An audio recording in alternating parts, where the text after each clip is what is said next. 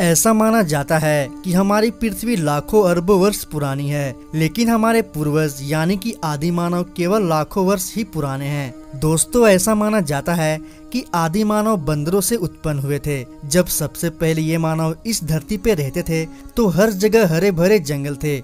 आदि मानव का जीवन बहुत ही कठिनाइयों से भरा था। आदि मानव जंगली जानवरों की तरह अपना जीवन गुजारता था। आदि मानव झुंड में रहते थे। पहले ये लोग जानवरों से डरते थे और उनका डरना भी जायज था, क्योंकि उस समय उनके पास कोई हथियार नहीं था। ऐसा कुछ भी नहीं था जिससे वह अपनी रक्षा कर सके। भोजन की तलाश में आदि मानव का पूरा झुंड दिन भर जंगलों के आगे पीछे घूमता रहता था।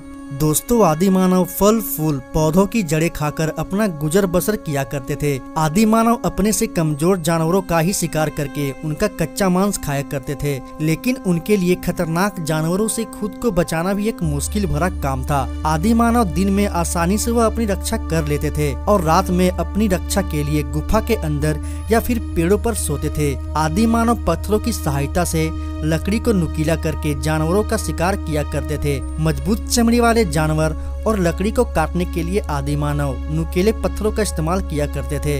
इन्हीं पत्थरों और लकड़ी की सहायता से आदि मानव हथियार बनाने लगे। आदि मानव ने सबसे पहले पत्थर की कुल्हाड़ी बनाई, जो कि आदि मानव के लिए बहुत बड़ी उपलब्धि थी। ऐसे ही पत्थरों की सहायता से वह धीरे धीरे बहुत सारे औजार बनाने लगे। इस समय की सभ्यता को ही पाषाण काल के नाम से जाना जाता है। आदि मानव अधिकतर जंगलों में आग लगा दिया करते थे, लेकिन उन्हें जरा सा भी समझ नहीं आता था कि यह क्या है। आग को आदि मानव सबसे खतरनाक समझता था, क्योंकि आग से जंगल के सभी जानवर डरते थे।